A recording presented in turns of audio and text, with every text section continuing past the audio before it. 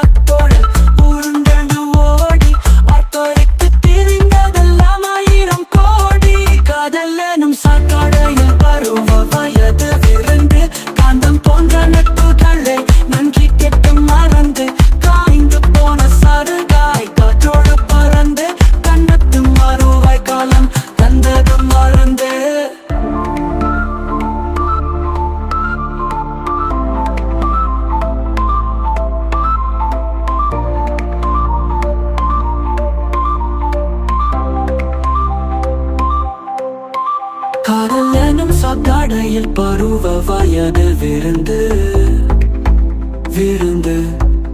காந்தம் போன்ற நட்புகளை நன்றி கெட்டு மறந்து